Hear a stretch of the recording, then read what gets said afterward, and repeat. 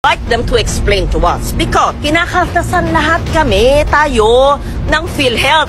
Kayo ang may hawak habang namamatay ang mga tao, humihingi ng guarantee letter ang habang proseso. While you are floating in billions, hundreds of billions of cash, 600. So kindly give us the breakdown of the 600 billion, and if the difference between 600 and 489 is reserved, how do you determine what is reserved? What is the reserve definition of terms used for? What is a 489? And give us the breakdown, please. And in what bank is it deposited? What kind of a deposit is it? Is it a time deposit? How much is the interest? And where does the interest go? So what is the principal? What bank? Who's account officer in charge? Are these several banks? What is the, give us the details of the 600. Is it 600B? 600.1001? I mean, ano ba? Detalya po. The Filipino people need to know.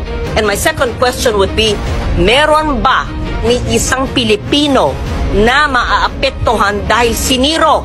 Hindi kami ha, wala ako sa BICAM ha, na siniro ang PhilHealth.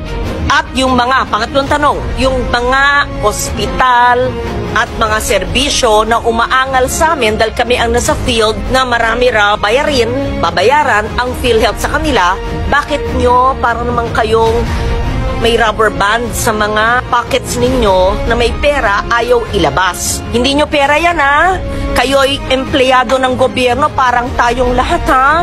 Babayaran nyo dapat in a timely manner lahat ng mga kinauutangan ninyo. That's fiscal discipline. I think your background is finance. Balanse nyo ang fiscal discipline at saka ang serbisyo sa mga nangangailangan na mga miyembro ng PhilHealth. At nandito ang mga author ng Universal Health Care. At dapat sa Universal Health Care, sa aking pag-iintindi, dahil ako rin ay isa sa mga author, ay point of care. Hindi na kailangan maglabas ng ID. Hindi na kailangan ng guarantee letter sa mayor, congressman, senator. Ay inaasikaso na sa pampublikong ospital. Inaasikaso na sa may MOA ang DOH. So lahat na. And just for the record, Mr. Chair, and the principal author and sponsor, Senator JV, and you would know that because you were my vice chair when I was finance. Even before the Universal Health Care was enacted into law, Senator JV, what did I do? What did we do? You were my vice chair for health. I covered, as chairman of finance, every Filipino, every indigent Filipino. Sec Mina Pangandaman knows this. She's now the DBM secretary. She was with me. Alam to ni Attorney Yoli Doblon. Where is she?